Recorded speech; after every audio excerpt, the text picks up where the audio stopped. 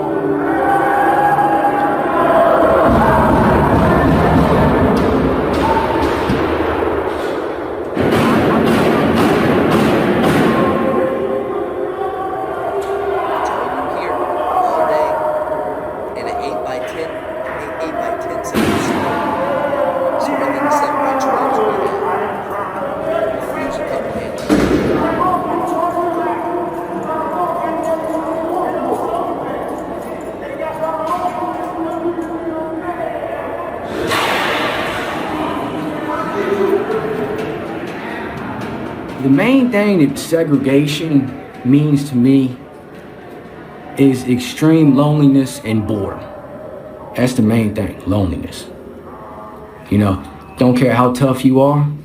I don't care how badass you are. You can Bruce Lee it up all day long. It gets to you, and it hurts like hell.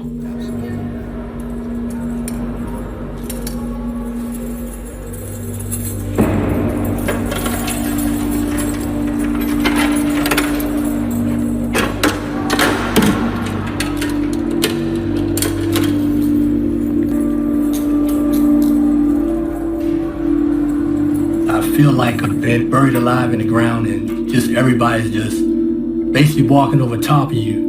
You can hear them, but they can't hear you. That's the way I feel. Forgotten.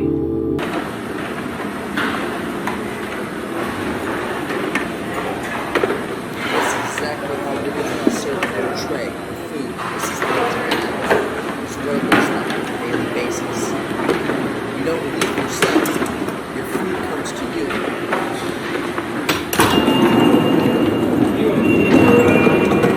It's not the type of room service you want.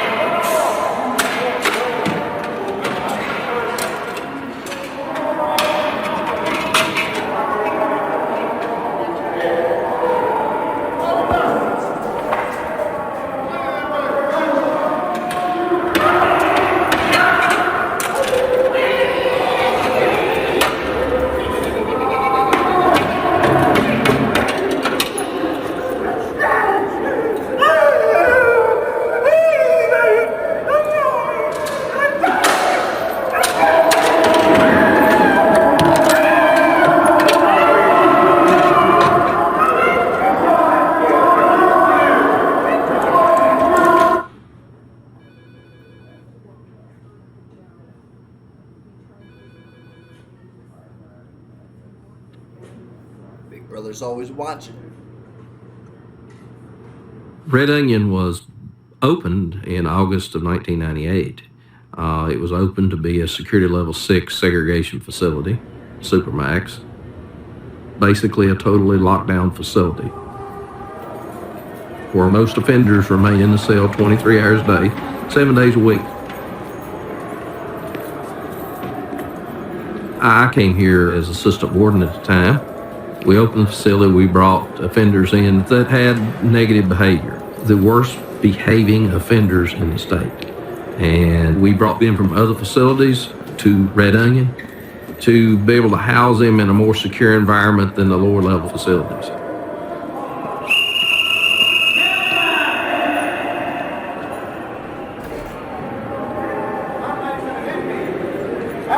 Up here for stabbing up security guards and they dismissed the charge because I'm trying to hit you.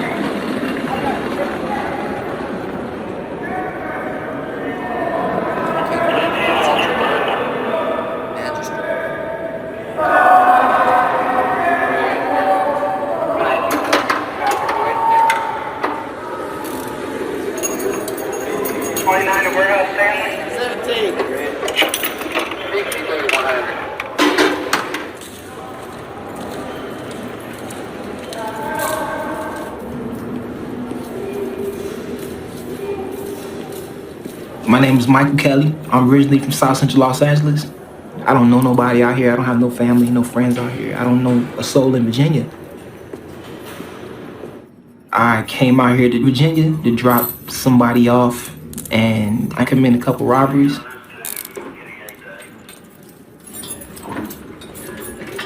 And the courts in Virginia gave me 38 years for 2 armed robberies.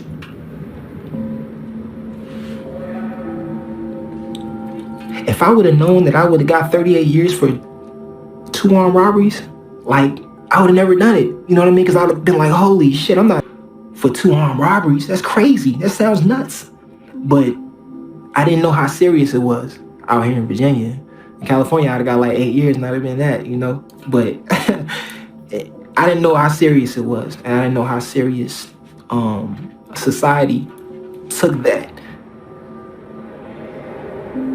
When I was a kid, I wanted to be a gangster. I wanted to be like my father. You know, in California, where I came from, we don't really look at gangbanging as being crazy. It's just kind of our culture. It's a neighborhood thing. Like, if you're from the neighborhood, that's your family. You know, that's your family. That's everything to you. You know, when we're young, you got people that you look up to and say, you want to be like them. You know, I want to be like him. Like, look at his car. You know, look at the girls that like him. Like, I want to be like him. I want to look like him when I get older. Then you sit behind doors. That's my America. Pave your own path. It's safer. And I'm in prison now. They put me in segregation for fighting. And being in that cell 23 hours a day, it's a mental challenge in itself. Just being in that cell for so long, it's a psychological thing, you know. Stop getting locked up, my boy. Any and everything that we go through is just in that little box, in that little cell. Trying to like create things to do. Trying to keep them going crazy, like every day, all day.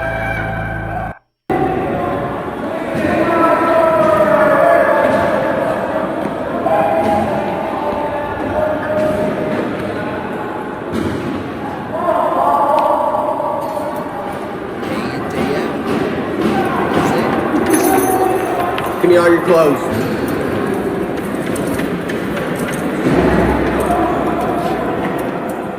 Some days it can be easy going, and then some days your stress level can be out the roof, and it feels like you're doing time because you have to come right back and do it the next morning. But you make the best of it. And in order to maintain control, you have to be firm. Face the back wall, spread your butt cheeks, squat and call. Working in the Supermax prison, it'll definitely make you tougher. 28! Maintaining, your calm is is quite an achievement when dealing with some of these guys.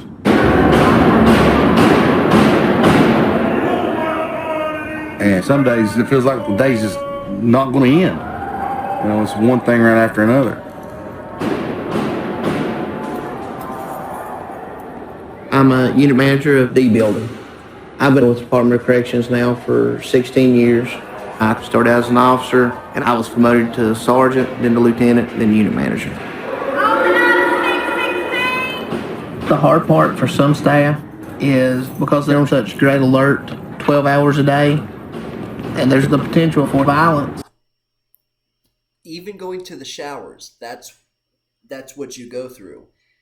Regardless if it's going to the phone, going to the shower, going to see the doctor, no matter what you do, when you leave your cell, that's exactly what's going to happen. They're going to strip you down just like that, and there's going to be 2 officers walking with you at all times. At all times. You will never be alone. The only time you're going to be alone is in your cell. And those are the times that you're going to beg for someone else's presence, pretty much, just to keep you sane. When you go home and it's time to relax, sometimes it's hard to let your mind relax because you're still Definitely on guard.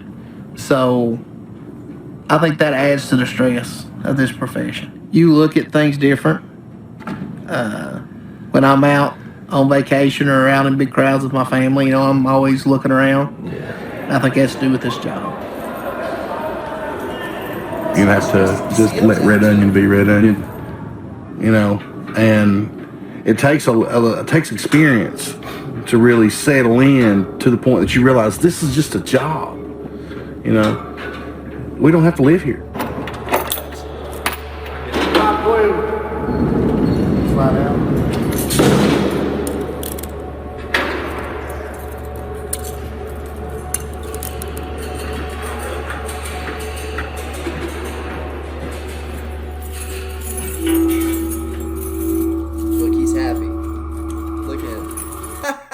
He's happy.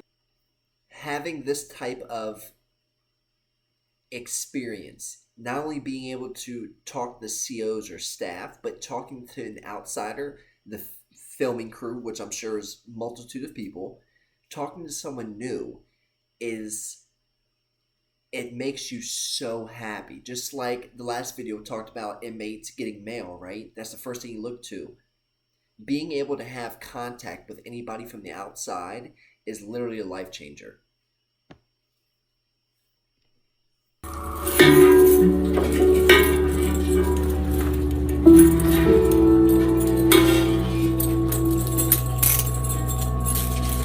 Alright, here we go. My name is Lars Hansen. I'm a lifer. I have a life sentence. And life in Virginia means life without parole. You're in. And people who have a release date, their mentality is different than an individual like myself where we have life. It's life, and it's very impactful. It's depressing. It's sad. It can really overwhelm you. So when you have to live with that year on end, you know, it can take a toll on you.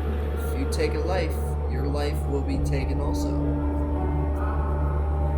Don't do the crime if you don't want to do the time.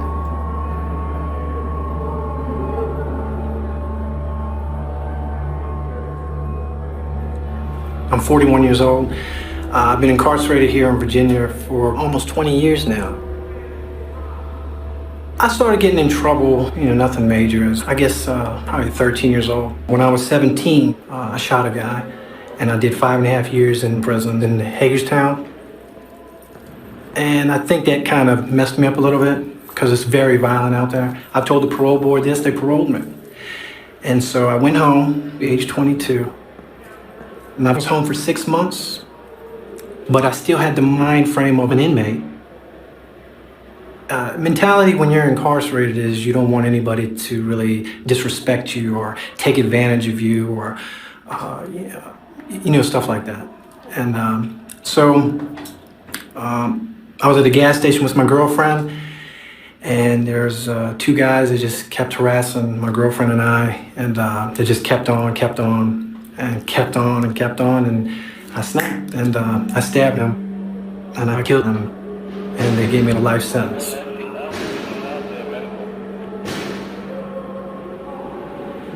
I mean, I'm up here for attempted escape. All right, I actually scaled the fence, and I got cut up real bad. I got myself stuck in the fence. I bled out. I woke up on the chopper, and then they medevac me, saved my life, brought me to Red Onion. And I've been here in the segregation ever since then. Sheesh. Segregation is tricky on the inmate. Because if the inmate is not careful, they adapt to it. And they start becoming antisocial and become crazy. They can lose their mind. Ask yourself, can you live in a bathroom for 10 years? It's bad to lock an individual up and just put them in a room, closed, nothing to do. It's I guess you could say inhumane. And I know that we're inmates and all you're but excuse my language, it fucks me up. That's the Wreckyard, called dog cages. In 1986, when I did my crimes, I had papers saying if I do 10 years, then I can apply for parole. And then in 1995, they come up with this new law that says I don't get no parole. And it changed my whole life, whole outlook on life. That made me snap. They took my parole in 95 and I stabbed the warden in 96. Golly. They sent me up here and I've been in segregation since. One of my buddies ended up stabbing a CO in the hole, but warden, you're never getting out, my boy. I come in the prison system, fighting, slinging ink, hustling, doing whatever. So I'm in population, and my cellmate tells me, look, man, you got a guy going around telling his dudes that he's going to rape me. He said he's going to knock you out, he's going to rape you. I said, okay, if I had a knife, I'd slit that boy's throat. He said, I'll make you one.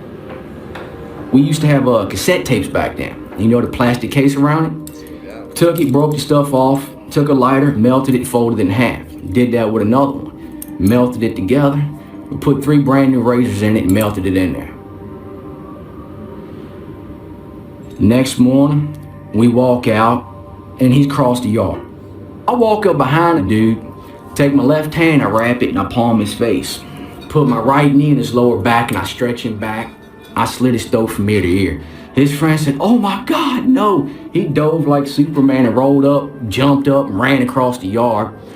So when dude turned around, because it didn't really cut him deep, because cutting throats ain't easy, because you got all the ligaments and tendons in there. It's a lot tougher than people think it is. But he bleeding like a stuck pig.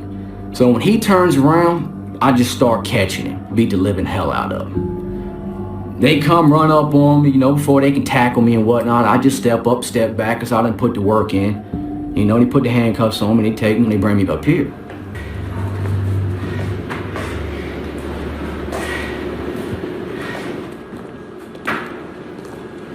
That's going to be the Wreckyard. You're in your cell 23 hours a day, and then you can go to those cages for 1 hour a day. Is that against your lifestyle? About how long? I don't think so.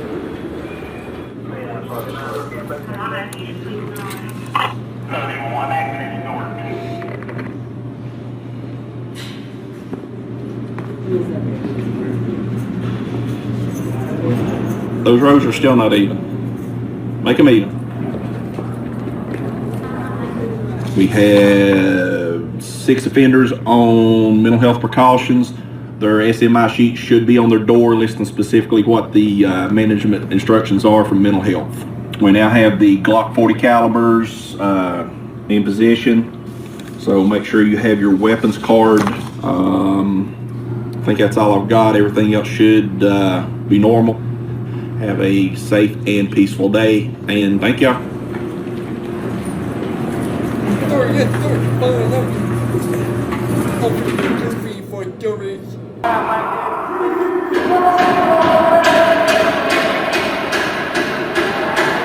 At Red Onion, an offender would start out at level 0.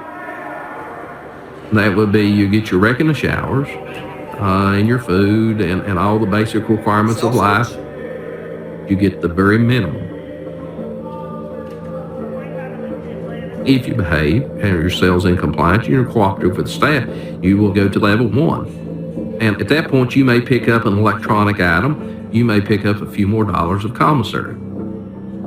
If the offender continues to cooperate, he can go to level 2, where he will pick up more privileges. They may have some more commissary. Of course, they get their TV. I love the TV because I feel like that's the only contact with life that I have, you know what I mean, as far as the outside world, I did 13 months straight without a television, and I cherish it. I cherish my TV now. I seen this show the other day on Discovery Channel. This dude was building tree houses. He was building tree houses up in trees, but they was like little mini mansions, little tree houses. He had spaceships and all kinds of shit. I'm like, wow. I wish I'd have went to an art school. For real, man. When I get up in the morning, I catch the shows on TV. That's all you have. Watch local news. Watch Married with Children. All that old stuff early in the morning. But sometimes I watch a movie and see something in the movie. Brings back memories. It reminds me that I'm missing out on things that I used to do. I get upset about it. I cut the TV off or switch the channels or whatever. You'll be mad at yourself. You know that show Bear Grylls? He does basically what I call survival camping. He'll go out there with just, a knife and the clothes on his back and pretty much nothing else, and he just lives off the land. I love that stuff. I grew up doing it. I lived in the woods. When I come home from school, I wasn't watching TV. I was out in the woods. I would climb in trees and throwing myself down mountains and, jumping off of cliffs and rock climbing. I love that stuff. I miss it. And, they got frosted glass on the windows so we can't see out. Can't see trees or anything. That's your life. Like I said before, not too gangster anymore sitting in a prison cell. 90% of the offenders in Virginia return to the public, return to your communities. Previously, offenders that have been in segregation for quite a few years would go straight to the probation office. We would take the restraints off of him, then he would be sent back to society. And we'd expect him to adjust to being in the public. And now our goal is to take the restraints off here, to take the risk inside the facility so the risk is not taken in the public. So that's where we're going to end it for today. As I said before, you can shoot guns, you can sell dope, you can steal things, but at the end of the day, places like that is exactly where it's going to get you. I can promise you that that's not a life you don't want to live. Not only being in prison, but whenever you're in a Supermax or a maximum security prison, sitting there by yourself is a whole different torture in itself. Until you've sat in a room by yourself for 5 to 6 months with no one else to talk to, that's when you start to really realize that being alone is not something that us humans are meant to do. As always, guys, I appreciate the support and hope you enjoyed this short clip prison documentary on being in a Supermax facility. We saw some of the lives that, these gentlemen, that is their life now. Sitting back there in the hole for the rest of their life. That's not a life I would want to live, and I'm sure that's not a life that any of you would want to live. Make sure you hit the subscribe button, hit that bell notification button so you'll be first informed when I upload. Go ahead and give this video a like if you enjoyed it. And as always, there are more bangers to come. As always, guys, I send my utmost love, loyalty, respect. Keep y'all head up, stay pushing positivity. because that's not a life that any of us want or need. I hope you guys enjoy this video, and I hope you guys come back for more. As always, guys, stay up.